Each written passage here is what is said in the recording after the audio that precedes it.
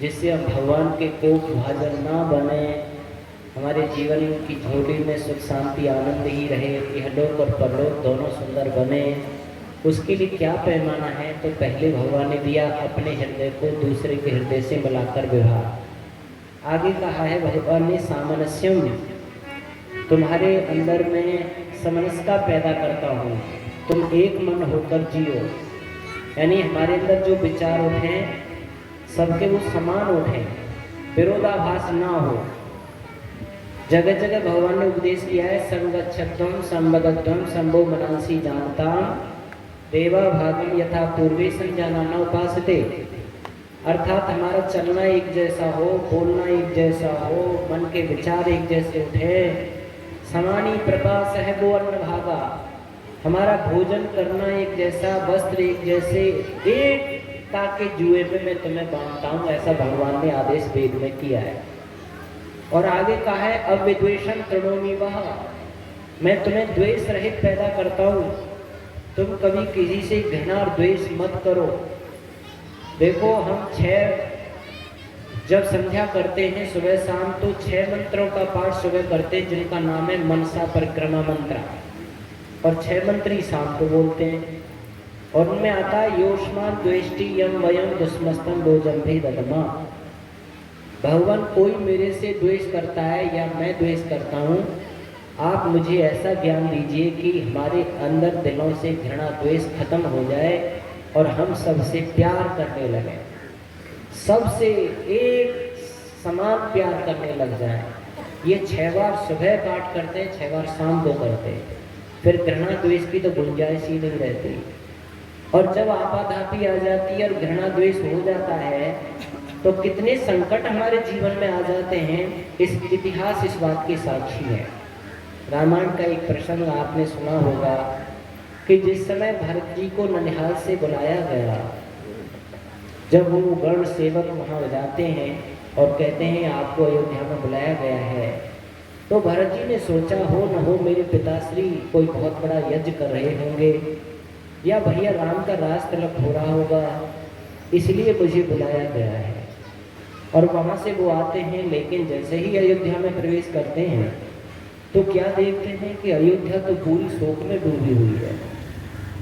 आज तो ना कोई वाद्य यंत्र बज रहे हैं, ना दीपक जल रहे हैं, ना सड़कें छिड़की गई हैं। ऐसा लग रहा है कि सब शोक में डूबे हैं। जो भी दिखाई देता है वो सर नीचे किए हुए हैं, आंखों से आंसू टप टप गिर रहे हैं। ये सोच करके वो घबरा गए।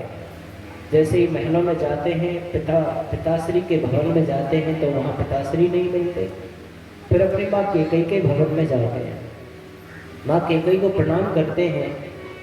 माँ कैकेयी पूछती है बेटा तुम्हारे ननिहाल में सब ठीक है? हाँ माँ, ननिहाल में तो सब राजी खुशी हैं, पर मेरी जन्मभूमि अयोध्या की खुशहाली बताओ। फिर बात काट के कहती हैं कि तुम्हारे नाना आदि ये सब कुशल हैं? हाँ माँ, नाना आदि हमारे ठीक हैं, पर मुझे पिताश्री नजर नहीं आए उनके भवन में। पिताश्री कहाँ है माँ, उनके बारे में बताओ। फिर पूछती हैं कि तुम्हारे मामा युधाजित आदि वो सब सकुशल हैं? हाँ माँ, मामा आदि सब कुशल हैं, पर भैया राम भैया लक्ष्मण कहीं नहीं दिखाई दे रहे। तो उस समय कैकेयी कहती हैं बेटा तुम्हारे पिता तो उस लोक को चले गए जहाँ सारी दुनिया को जाना होता है। इतना सुना कि एकदम धड़ाम से गिर पड़े और शोक में डूब गए, चीखने पुकारने लगे, हाँ मैं कितना अभागा हूँ कि मैं अंतिम समय पिताश्री की कोई सेवा नहीं कर सका, कोई उनसे वार्ता नहीं कर सका। मेरे से सौभाग्यशाली तो भैया राम और लक्ष्मण हैं, जिनकी गोद में पिता के प्राण निकले होंगे, जिन्होंने पिता की सेवा की होगी, जिन्होंने अंतिम पिता के आशीर्वाद लिए होंगे।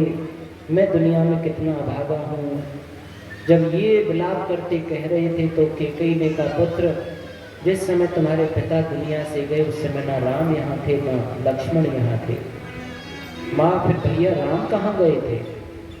कि उनको तो बेटा 14 वर्ष का वनवास हो गया था। जब वनवास की बात सुनी तो और दुखी हुए। पूछने लगा माँ, भैया को वनवास किस अपराध में हुआ? क्या उन्होंने किसी ब्राह्मण की हत्या कर दी थी, या माँ उन्होंने किसी गाय की हत्या कर दी थी, या माँ उन्होंने किसी अदंडनीय को दंड दे दिया था, या माँ उन्होंने किसी माता बहन का सतीत्व नष्ट कर दिया था, आखिर किस अपराध में उनको ये वनवास मिला। तो उस समय कैकेयी कहती है, बेटा ना तो तुम्हारे भाई ने किसी ब्राह्मण की हत्या की, ना किसी अदंडनीय को दंड दिया, और न पराई स्त्रियों की तरफ तो नजर उठा के भी राम के बारे में सोचा नहीं जा सकता। तो फिर माँ ऐसा क्या अपराध हो गया उनसे? तब कैकेयी ने कहा, पुत्र मेरे 2 वरदान कभी तुम्हारे पिता पर शेष रहते थे, अवसर पाकर मैंने वो 2 वरदान तुम्हारे पिता से मांग लिए। पहले वरदान में मैंने तुम्हारे लिए राज तिलक मांगा, तुम्हारे पिता तुम्हें राज्य देकर गए हैं, तुम अब चक्रवर्ती राजा हो गए हो। और दूसरे वरदान में तुम्हारा निष्कंटक राज्य हो जाए, इसलिए राम का वनवास मांग लिया। जब ये बात सुनी तो और ज्यादा दुखी हुए और रो करके कहने लगे, अरे माँ, तू मेरी माँ कहलाने की अधिकारी नहीं है, तू ही वास्तव में कुलघातनी है, पितृघातनी है, तेरी ही वजह से पिता मृत्यु लोक चले गए।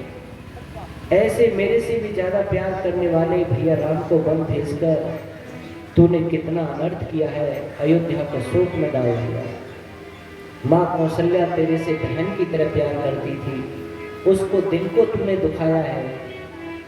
तू अच्छा होता गर्व और गोदी में मेरी गर्दन दबोच देती तो दुनिया में मैं यह अपयश का मुंह तो नहीं देख पाता।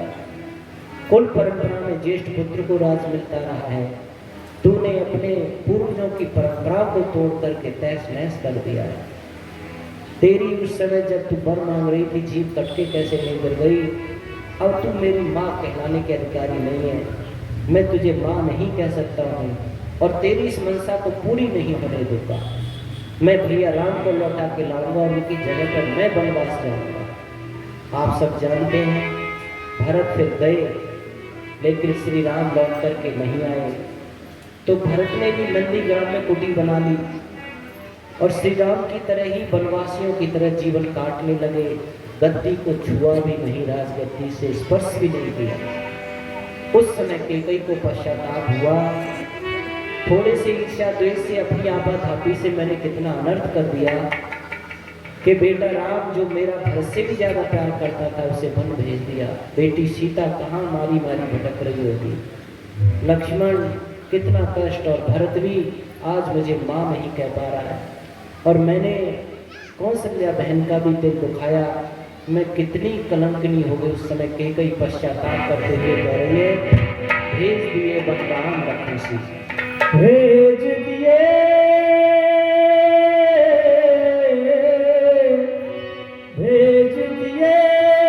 पन राम लखन सिया, ख्याल जिगर में लुट गई हाय बेकरार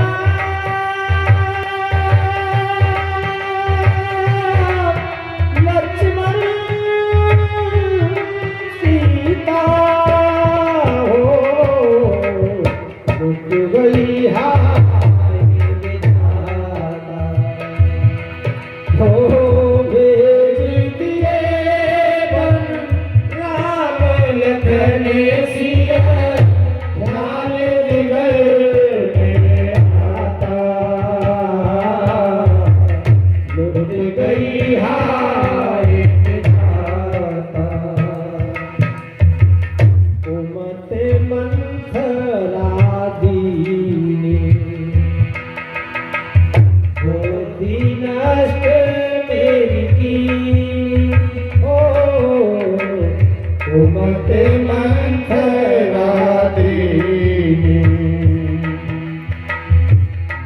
दिन के मेरी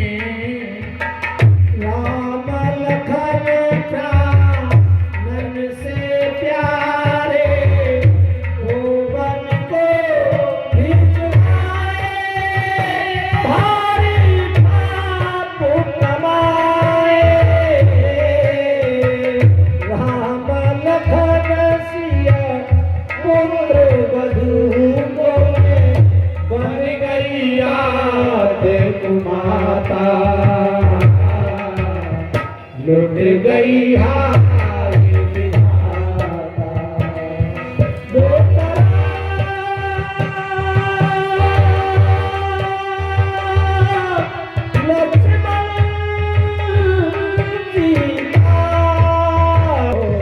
लुट गई हाय विधाता।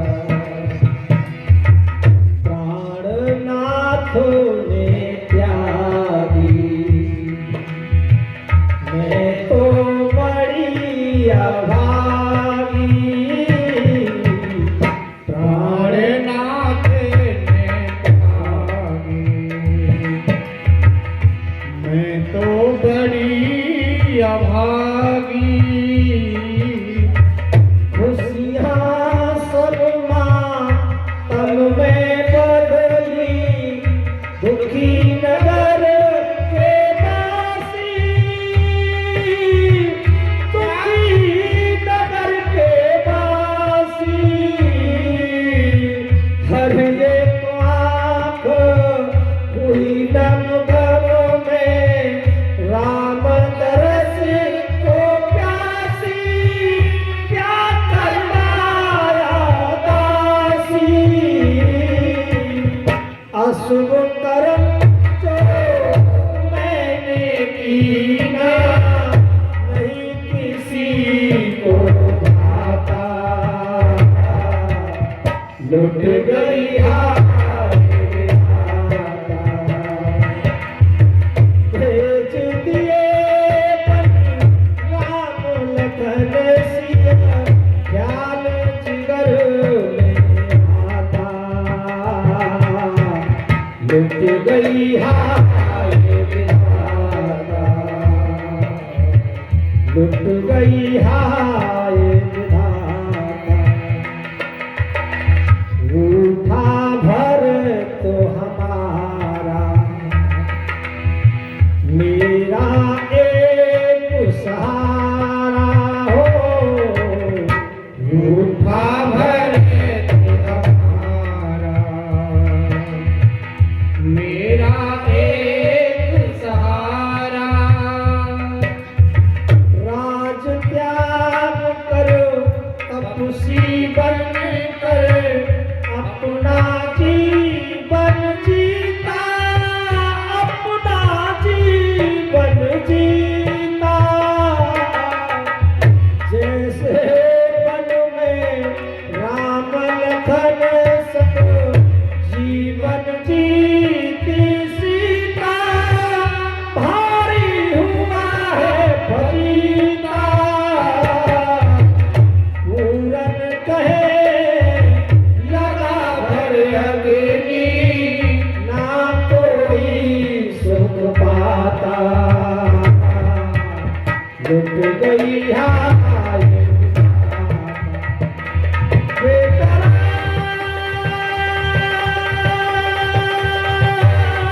लक्ष्मण की बात हाय विधाता। गई हाय